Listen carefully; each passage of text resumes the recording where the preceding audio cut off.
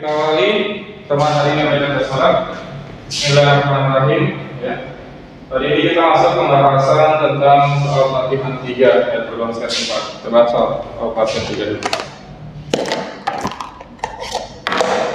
Oke. Soal nomor 1. Soal terkait dengan evolusi ya. Jadi si Charles Darwin ini di dalam bukunya The Origin of Species by Means of Natural Selection mempopulerkan istilah survival of the fittest. Istilah tersebut, ini ya.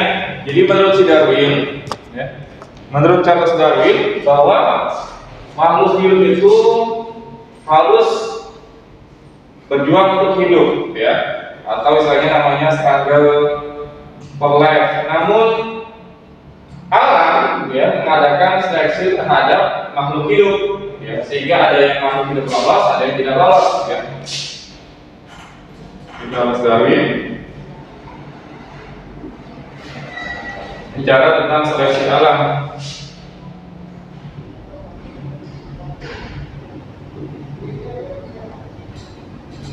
Atau istilah lainnya itu natural selection.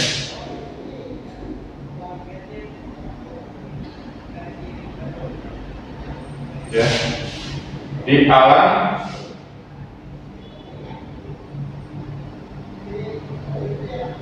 mengadakan seleksi terhadap makhluk hidup.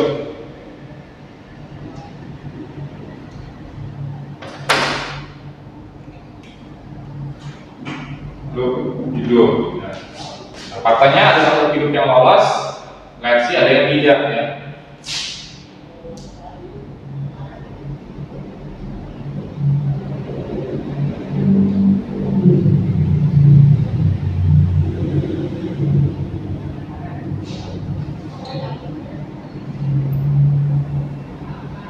Ada juga yang tidak.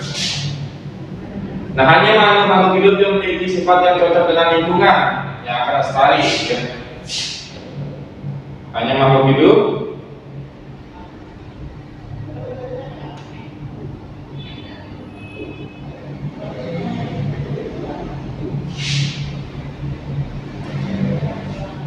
sifat yang cocok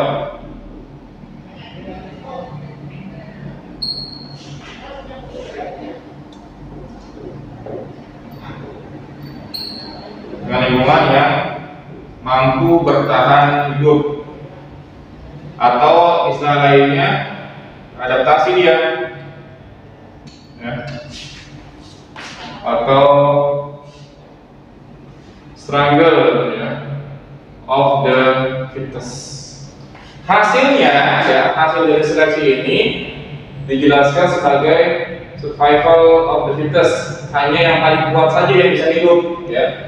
Hanya yang paling kuat saja bisa hidup hasilnya.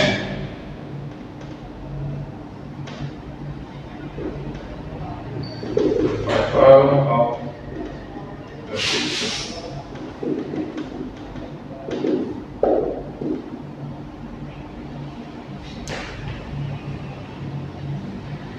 Hidup yang paling kuat.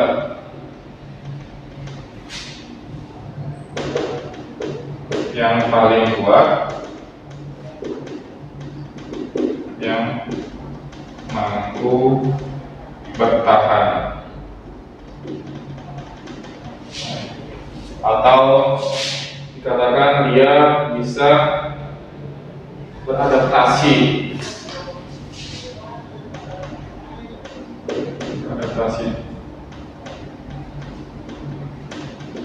Nah, ini intinya ya dari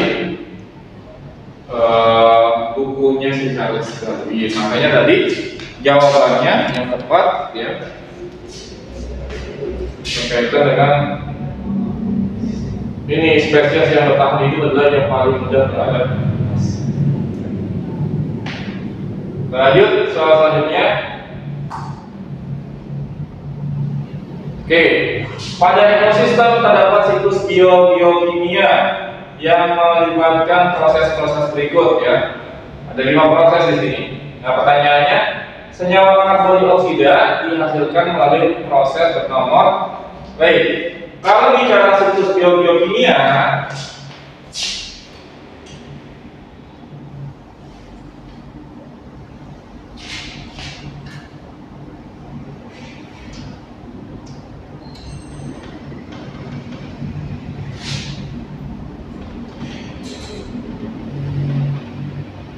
nah ini ada namanya siklus karbon.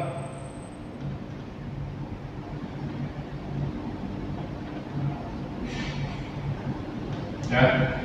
Siklus karbon ini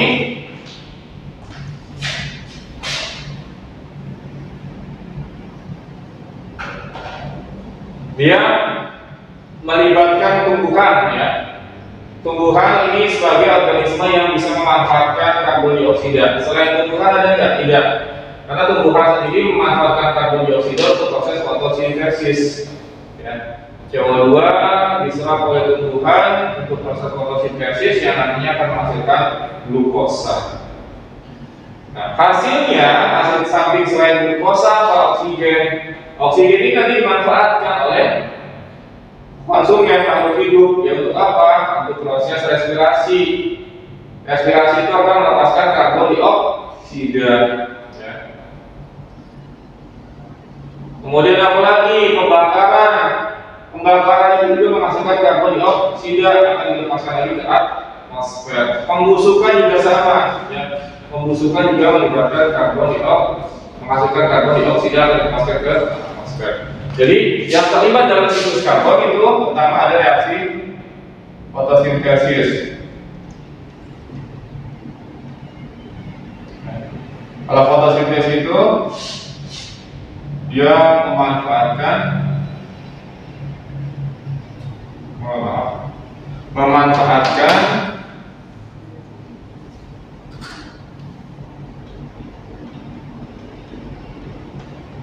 CO2, kemudian ada proses respirasi, ada proses pembusukan, ada proses pembakaran. Ini untuk apa? Ini untuk menghasilkan CO2. Artinya apa ini? Artinya mah CO2 ini sekali lagi ya didapatkan dari proses respirasi, pembusukan dan pembakaran.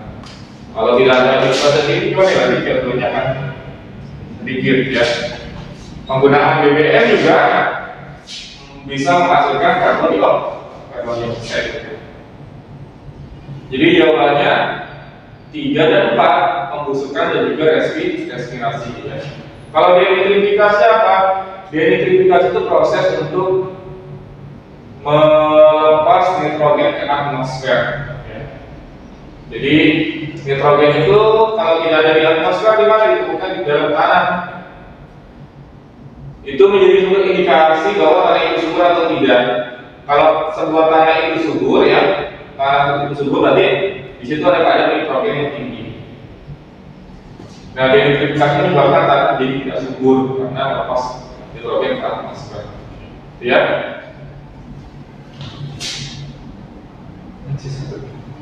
Lanjut, selanjutnya namanya fase infektif tubuh manusia. Fase infektif tubuh manusia dari protozoa penyebab malaria. Protozoa penyebab malaria namanya adalah Plasmodium. Ya. Plasmodium. Plasmodium penyebab malaria.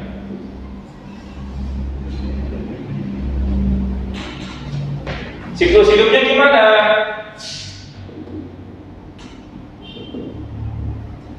Jadi Plasmodium ini bisa masuk dalam tubuh manusia lewat perantara nyamuk. Nyamuk apa? Nyamuk Anopheles. Ya.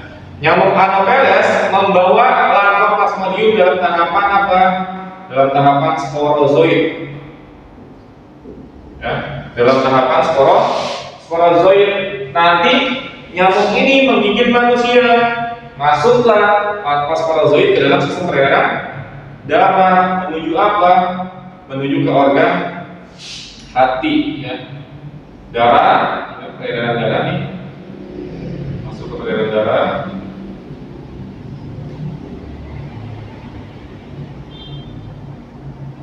Menuju organ hati, ya. Di hati, sporozoid akan tumbuh menjadi tahapan merozoid. Ya. Dari sporozoid tumbuh menjadi merozoid. Nah, kemudian habis itu dia akan keluar menuju eritrosit. Dia akan menginfeksi eritrosit. Nah, di dalam eritrosit ini dia akan melakukan replikasi, penggandaan, replikasi. Jumlahnya jadi tambah banyak, ya. Kemudian eritrosit ini akan pecah. Kenapa? Karena si merozoidnya ini akan keluar, tahapan merozoid, ya. Merozoid juga sama dengan merozoid. Keluar nih, nanti merozoid ini, ya, tahapan merozoid ini akan menginfeksi lagi eritrosit lagi, tapi menginfeksi eritrosit yang baru, ya, menginfeksi eritrosit yang belum terinfeksi. Dia menyerang lagi, ya, menyerang eritrosit lagi. Nanti ada juga yang akan membentuk gamet, ya, gamet betina dan gamet jantan. Gamet betina dan gamet jantan akan melakukan fertilisasi membentuk zigot atau ookinet, ya. Kata selanjutnya,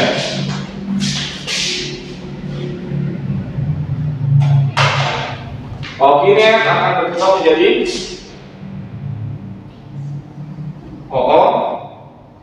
ookista, ya. Ookista kemudian akan menjadi menghasilkan oosit. Oosit akan balik lagi menjadi tahapan sporozoid. Nah, ini siklus hidup dari si plasmodium. Jadi yang menyerang manusia itu pada tahapan sporozoid. Fase infektif, ya. Fase infektif itu fase menginfeksi. Infektif, fase menginfeksi, ya. Infektif itu menginfeksi, ya. Kan pertanyaannya fase apa, kan? Fase apa, ya? Fase sporozoid. Oke, ini siklus hidup, ya. Siklus hidup dari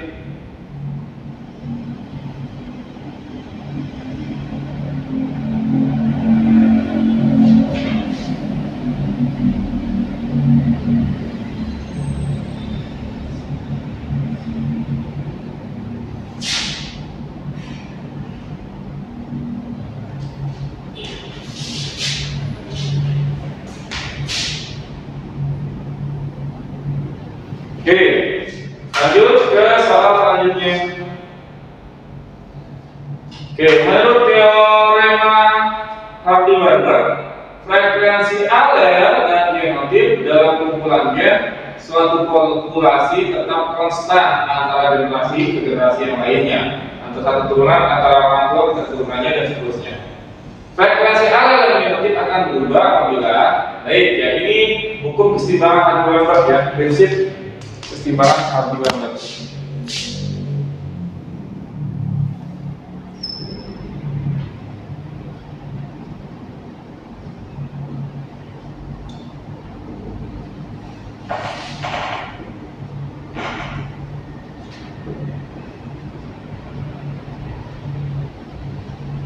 Jadi kesetimbangan Hardy-Weinberg mengatakan bahwa frekuensi gen, ya, frekuensi gen itu dari satu generasi ke generasi yang lain selalu sama frekuensinya, kadarnya tetap tidak berubah, gitu, ya. Frekuensi gen atau genotip.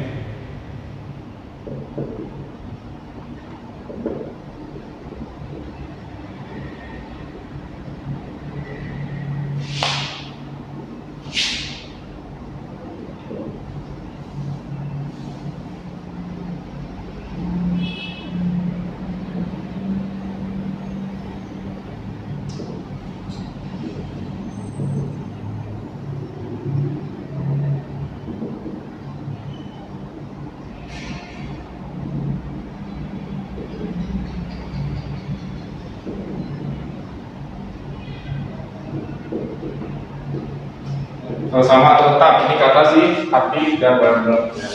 Tapi ada ketentuannya, gitu ya, ada syarat-syaratnya.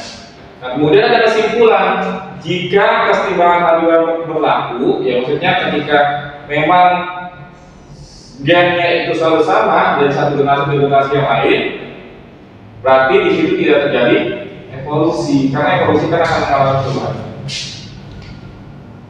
Ya, tapi sebaliknya, kalau ternyata gennya berubah, berarti di situ terjadi evolusi. Kenapa kok bisa? Ya karena ada syarat-syaratnya nih. Jadi kesetimbangan harmoni itu terjadi ada syarat-syaratnya. Syaratnya nih, ada 6 syarat ya. Syarat yang pertama, jumlah populasi besar ya. Populasi besar. Jadi agar gen itu selalu sama, populasinya harus besar. Yang kedua, tidak ada migrasi. Tidak ada migrasi. Migrasi gen ya, baik keluar ataupun ke dalam, baik imigrasi ataupun emigrasi. Yang ketiga, tidak ada mutasi.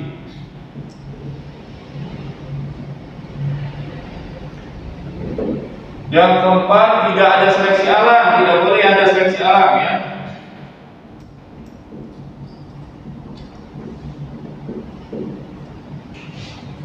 Kemudian terjadi perkawinan acak.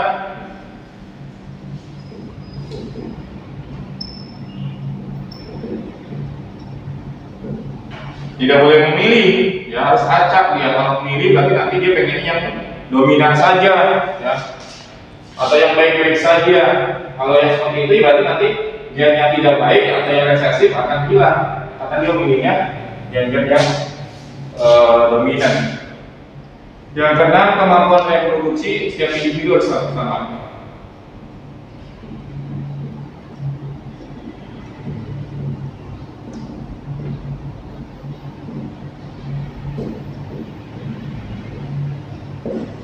Ini syaratnya nih.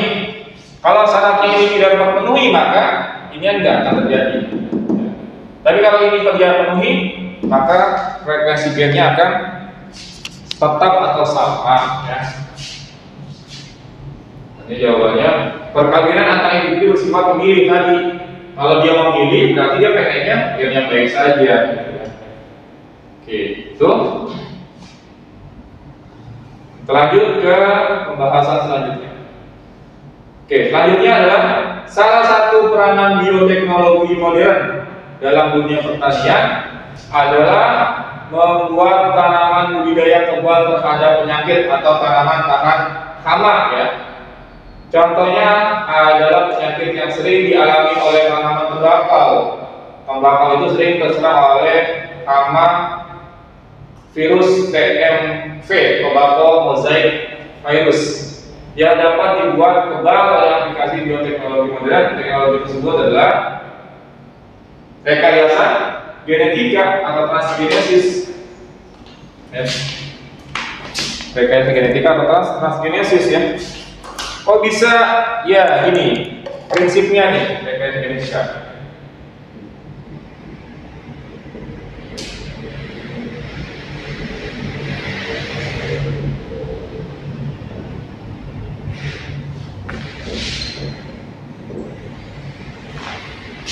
Menyisipkan ya, menyisipkan suatu gen ke dalam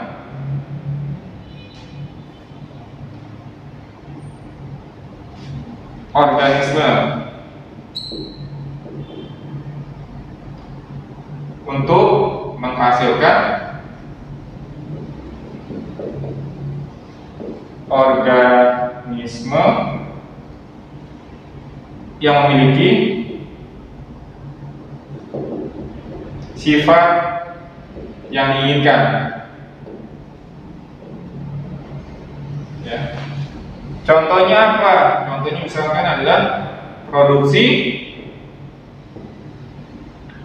hormon insulin oleh bakteri pokok E. coli ya. Jadi hormon insulin ini kan sejatinya dihasilkan oleh pankreas ya.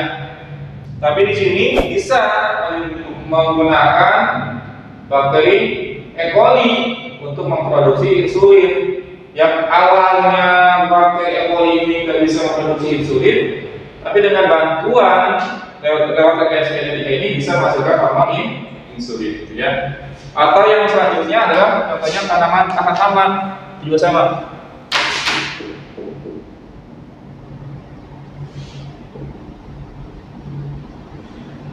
Ya. Contohnya apa? Ya kapas, tahan-tahan, tembakau, tahan-tahan itu didapat dalam proses bioteknologi ini, rekayasa genetika, ya. Menyisipkan gen yang diinginkan ke dalam satu organisme sehingga organisme itu memiliki sifat yang diinginkan. Organismenya E. coli, si E. coli ini ingin kita buat supaya dia bisa menghasilkan hormon insulin. Ya. Ini contoh terkait penerapan bioteknologi. Kalau fungsi sel apakah? Fungsi sel itu produksi, nama lainnya hibridoma ya. Fungsi sel itu nama lainnya hibridoma.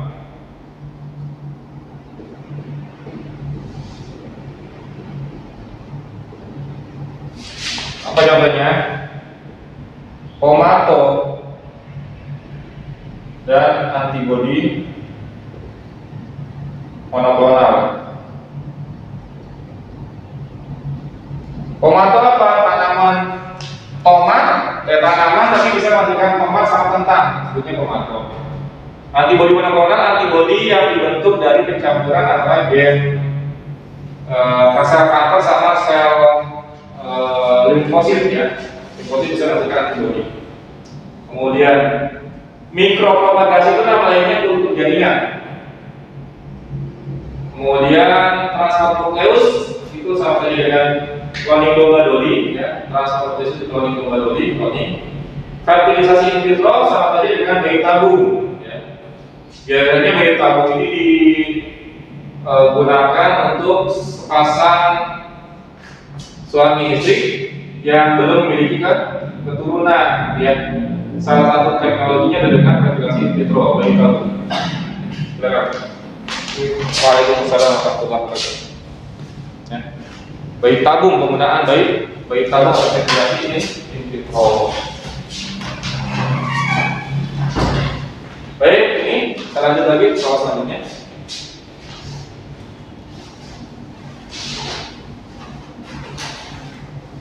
Bacalah dengan seksama pernyataan berikut dan pilihlah jawaban yang tepat. Oke. Saat lengan melakukan gerak fleksi, terjadi pemendekan sarkomer di otot tricep. Pernyataan kedua. Gerak fleksi menyebabkan kontraksi pada otot tricep saat menyambung relaksasi pada otot tricep. Ada yang masih ingat nggak gerak fleksi itu gerak apa? Lengan melurus atau menekuk. Fleksi, gerak fleksi.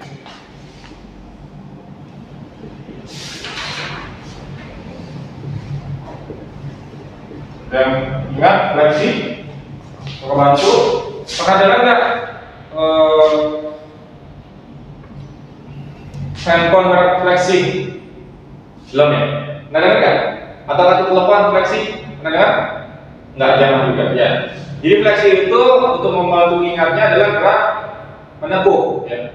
Fleksi kita analogikan pada saat kita tadi fleksi itu kartu telepon, pada saat kita menelepon kan posisi tangan harus ditekuk ya. Jadi fleksi itu adalah gerak menekuk ke lengan. Lawannya apa? Ekstensi meluruskan. Nah, di lengan ada dua otot kan? Ada bagian atas, ada bagian bawah. Otot atas, otot bawah. Otot atas, otot apa namanya? Bicep, apa? Bicep ya. Betul. Jadi pada saat ditekuk, bicep dan tricep dia bekerja. Bagaimana? Bicepnya ini akan mengalami kontraksi. Kok bisa? Ya, otot yang berkontraksi ukurannya akan menjadi lebih pendek. Tricep mengalami relaksasi, ukurannya menjadi lebih panjang, ya. Jadi otot lengan ya, lengan atas, ada bicep, ada tricep. Bicepnya kontraksi,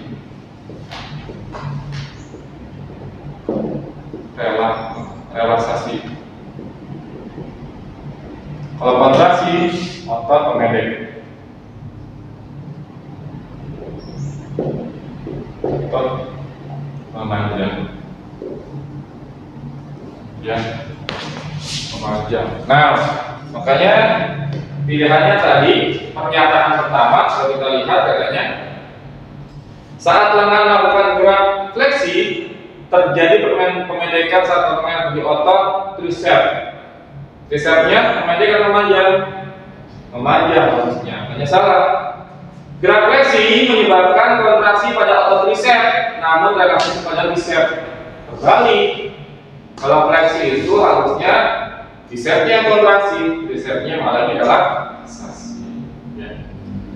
Jadi kedua pernyataannya adalah salah. Pilihannya ego. Ya, ini gerak fleksi, lalu kebalikannya ekstensi. Kita tulis. Kalau ekstensi gimana kak? Ya juga kebalikannya. Bicepnya mengalami relaksasi, tricepnya mengalami kontraksi. Bicepnya memanjang, tricepnya memendek. Baik, ini untuk soal nomor 6. Lanjut. Ini soal apa? Ya. Sampel 3 konsep 4. Sampel 3 konsep 4.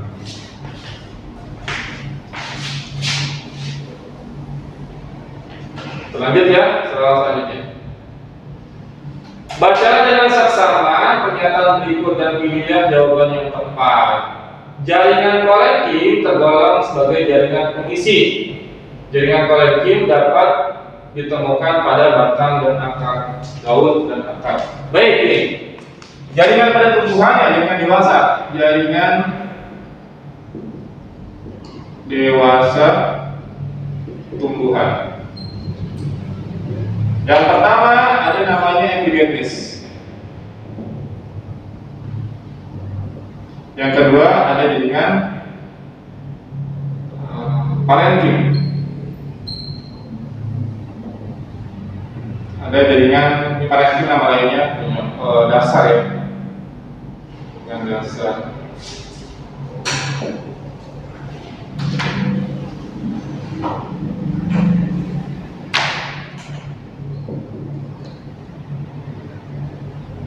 Ada jaringan penyokong. Penyokong dibagi dua nih.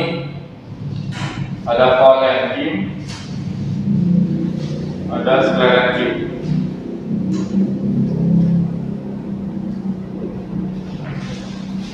Ada jaringan pengangkut.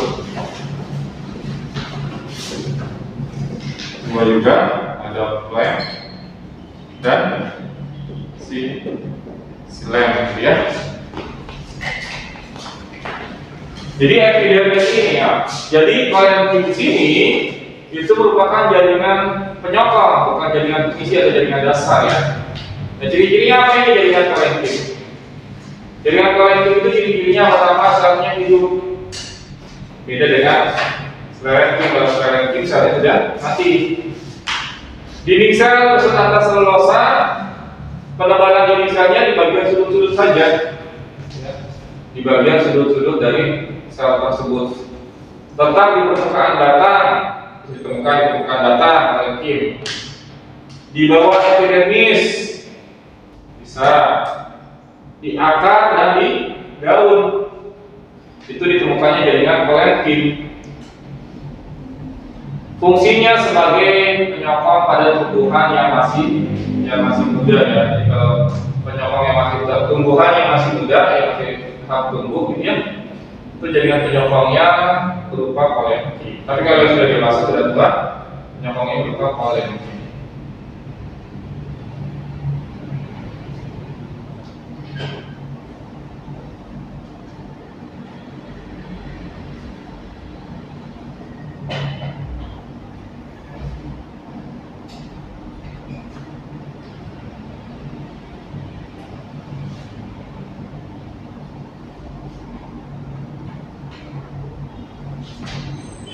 Kalau jaringan pengisi apa Pak?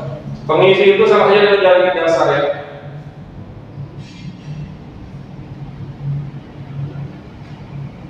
Makanya di sini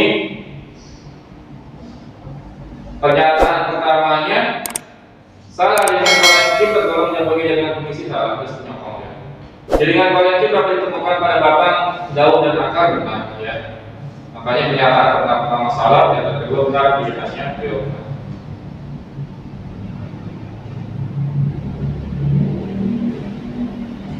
Baik, ini ya untuk soal. Ini soal yang terakhir ya ini, karena kita bahas soal yang soal proses. Di antara organel berikut yang terlibat dalam produksi hormon adalah baik hormon ya, hormon atau kelenjar endokrin ya. Penghasilnya adalah kelenjar endokrin. Ada kelenjar endokrin.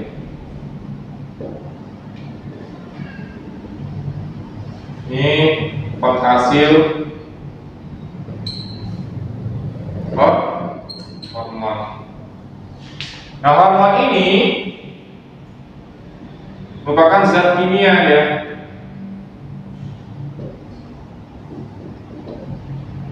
Zat kimia ya yang memiliki fungsi.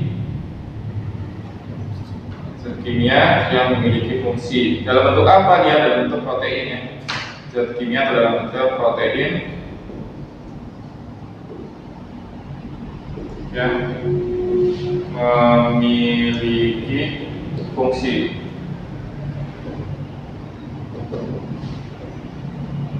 Terstruktur. Oke. Karena dia kandungannya berupa protein, maka organel-organel yang terlibat dalam pembentukan protein apa saja? Yang pertama ada ya RE kan? RE kasar pertama ya. Organel yang terlibat dalam pembentukan hormon ya, pembentukan protein sini. Pertama adalah RE, retikulum endoplasma kasar dan ribosom sendiri ya. RE kasar itu RE yang ditempeli oleh ribosom gitu ya. Makanya itu RE kasar. Kalau RE halus nggak ada ribosomnya dia. Nah, ribosom sendiri itu yang sebenarnya organel produksinya. Cuman RE kasar kenapa dimasukkan? Karena memang di situ ditemukan ribosom. Faktanya memang ada ribosom ya.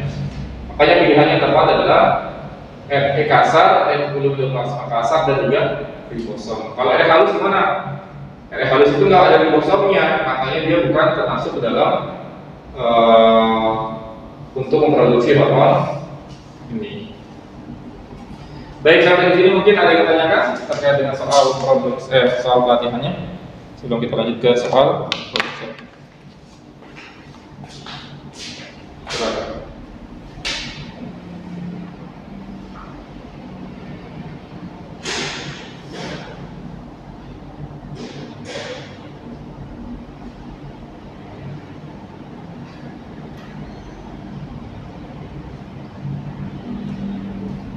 Lalu kita balik ya, kita lanjutkan ke problem set. Problem set di atas ini.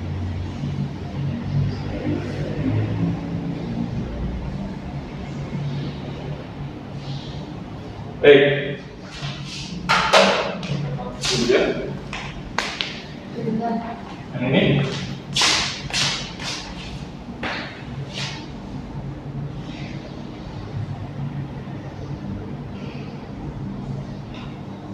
Oke. Sudah.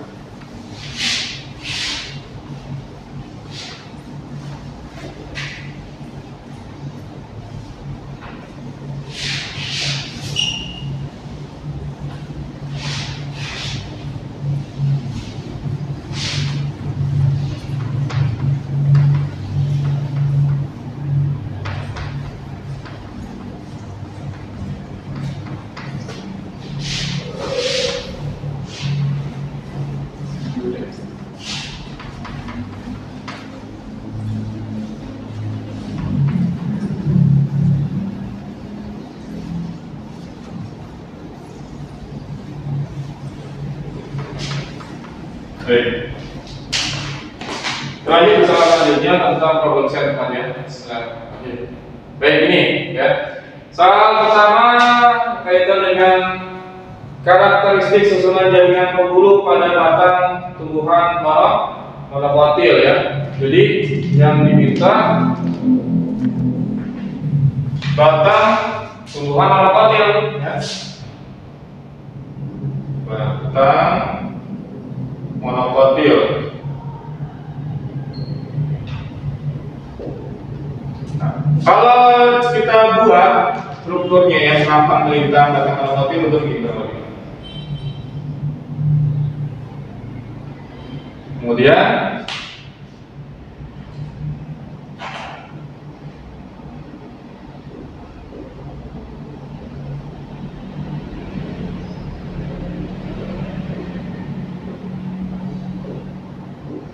oke. Yang ini jaringan epidermis. Ini jaringan dasar ya, atau pengisi. Dan ini adalah berkas pembuluhnya. Ya. Ada floem sama xilem.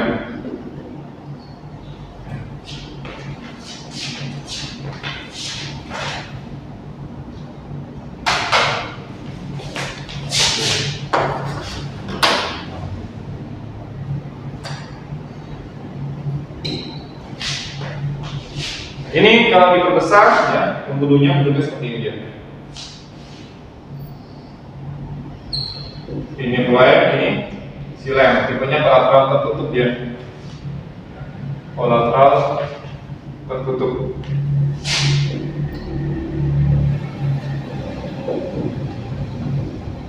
Maksudnya apa sih kolateral tertutup? Maksudnya adalah antara floem sama xilem tidak ada kambiumnya. Beda pada batang dikotil.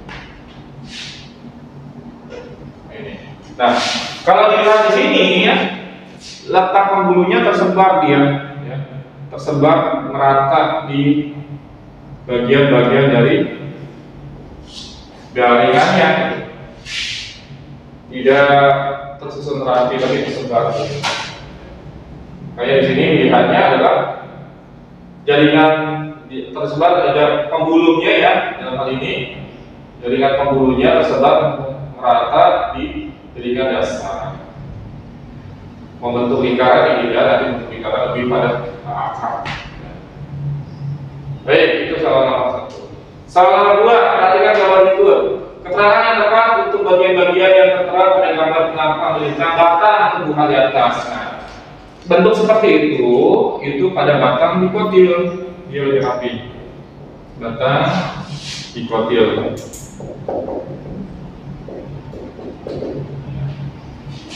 Sama kita buat penampang batangnya.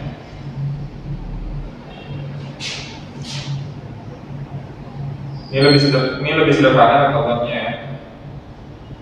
Tidak. Tapi jaringan-jaringannya mana? Ini pertama jaringan epidermis.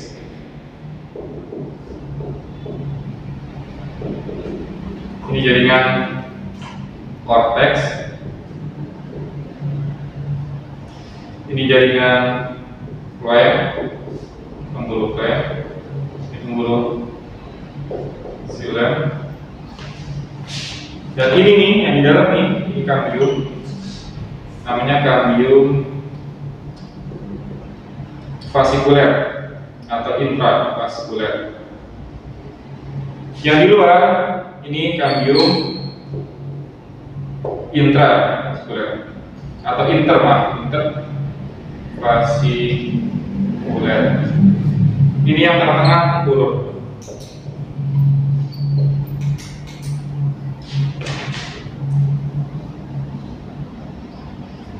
Ini kurang lebih jaringan dari batang dikotil. Nah, ini urutan dari A itu epidermis. Kemudian yang B, korteks. Kemudian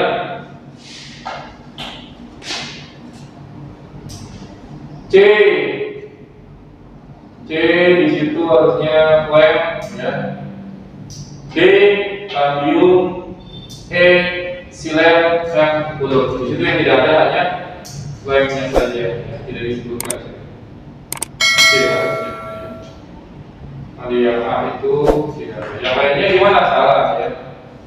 Yang B itu salahnya pembuluh di B, harusnya pembuluh bukan di F itu, ya. Baik, ini untuk soal nomor 2, ya, tentang data pembukaan di kotil. Jadi kalau tadi, ya, untuk seperti ini tipe pembuluhnya, kalau pada di kotil tipe pembuluh begini. Ya. Ini phloem, ini kambium, ini silem. Tipenya kolateral tapi kalau terbuka, kolateral terbuka. Artinya ada kambium gitu. Jadi kalau pembuluh.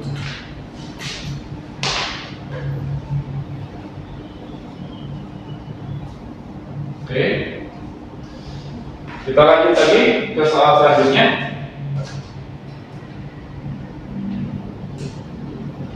Kambium pembuluh pada batang dikotil akan berkembang menjadi phloem sekunder. Ini ya, kambium pembuluh nih seperti ini. Akan menjadi phloem sekunder dan menjadi silem sekunder. Arah pertumbuhannya gimana? Ya jelas, ya. Phloem itu di arah luar, silem di arah dalam, maka pembentukannya yang ke arah luar akan bentuk phloem sekunder. Ya. Ke arah dalam, ya. Ini keluar nih, keluar. Kemudian silem sekunder tumbuhannya ke arah dalam, ya. Itu peran dari kambium. Untuk lebih jelas juga ini bisa dijadikan sebagai maklumat, ya, sama sini. Ini kambium basiler, ya. Ini kambium basiler. Ini phloem sekunder. Kemudian ini silem sekunder, ini silemnya, kemudian ini silemnya. Jadi kalau ini phloemnya, ini silemnya, sini phloem sekundernya.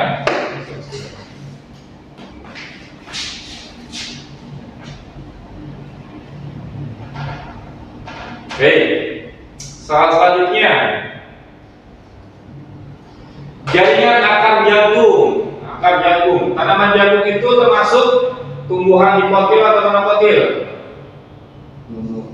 Ya, jagung itu termasuk tumbuhan monokotil yang terletak di antara epidermis dan endodermis dan tersusun atas beberapa lapisan sel parenkim serta memiliki ruang antar sel yang dapat berfungsi sebagai tempat pertukaran gas adalah ini. Ya. Jadi kalau dibuat gambar skema akar, ya, akar monokotil. Bentuknya sama tidak berlingkaran, ya. Kemudian ini bagian dalamnya.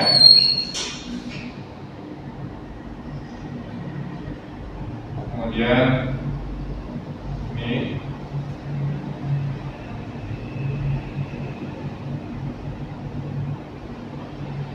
epidermis. Ini korteks. Ini endodermis.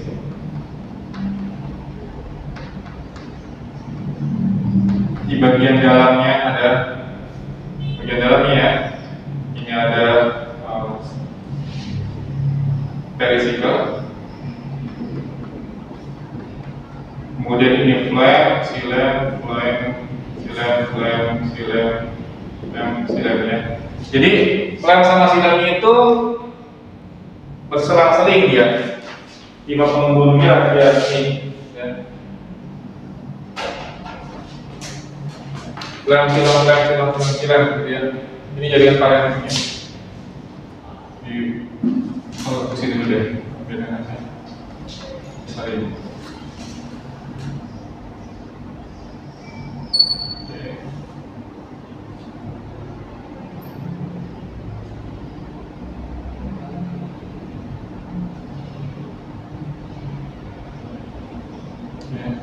Vertikal itu bagian dalam, kalau ada bagian ininya. Ini phloem, ini xilem, phloem, xilem, phloem, xilem, phloem, xilem. Ini parenkim. Ya. Ini skemanya, jadi akar mana kotil? Pertanyaannya tadi antara jaringan epidermis dengan epidermis, yaitu jaringan korteks.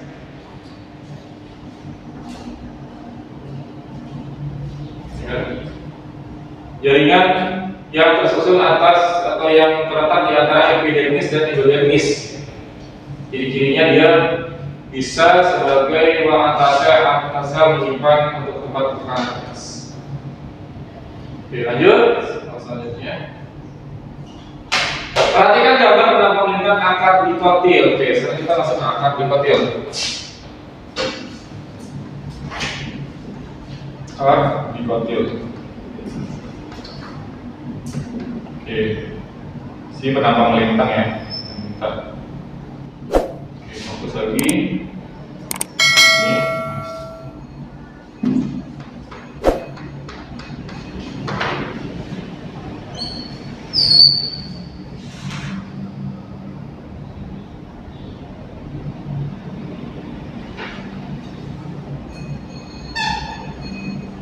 Oke, epidermis, korteks,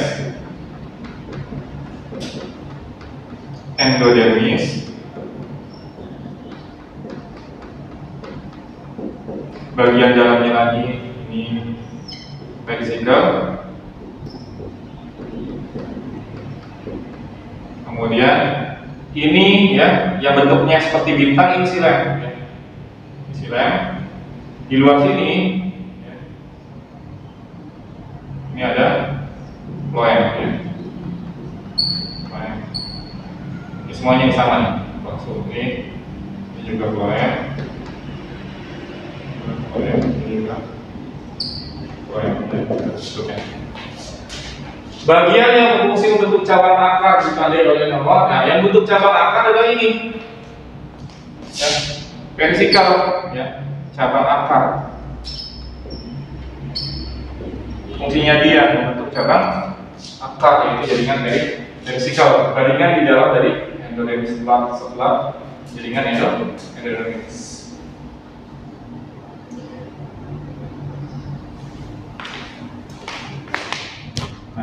Kalian lupa ya, kalau ini ya tipe pembulunya, tipe berkas pembuluh pada akar kotil, tipe berkas pembuluh, ini tipenya radial. Kalau pada akar monokotil. Kalau ini ya tipenya tipe berkas pembuluh, ini tuh termasuknya bikolateral, ya. Jadi dibuat bentuknya gambar gini.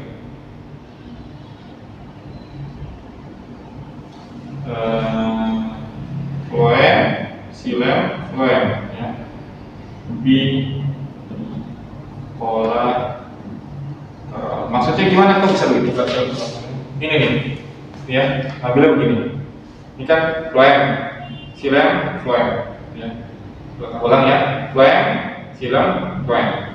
Atau ini, phloem, xilem, phloem. Atau ini, phloem, xilem, phloem. Atau phloem, xilem, phloem. Itu namanya tipenya bikolateral, ya. Ini masing-masing punya tipe. Ini bikolateral itu pada batang monokotil, kemudian kolateral terbuka pada akar, pada batang di kotil, tertutup dan terbuka. Radial apa ini? Bentuk lingkaran, tapi selang-seling. flem, silem, flem, silem, flem, silem, flem, silem. Di total silamnya diambil oleh dua flem.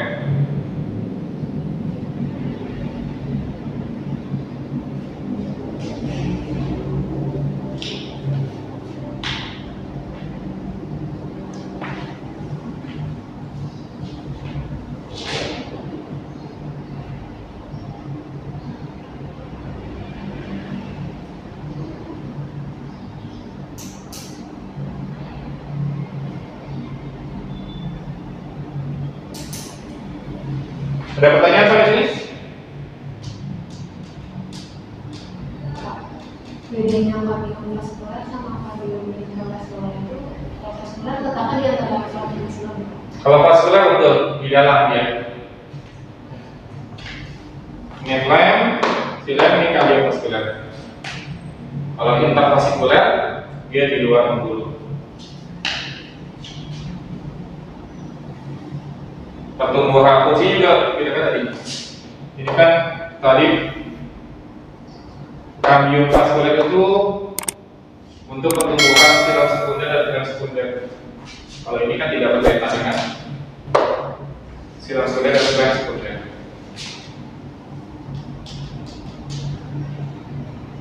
Yang lain?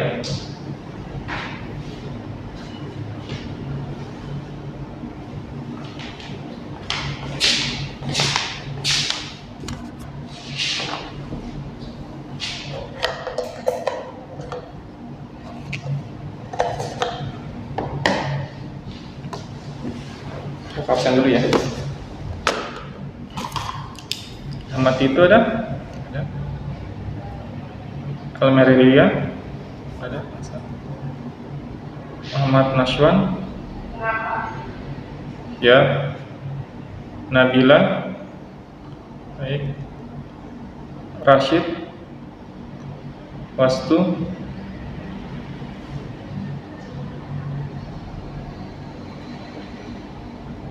Kamu siapa? Fauzan Kak, saya dari kelas. Oh gitu, siap. Ada yang saya sampaikan, pertanyaan silakan.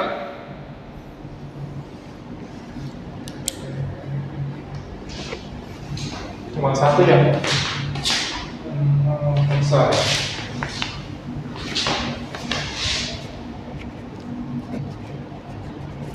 Baik, kalau tidak ada, kita tutup pertemuan hari dan bacaan hamdalah. Alhamdulillahirabbil alamin. Sekian, assalamualaikum warahmatullahi wabarakatuh.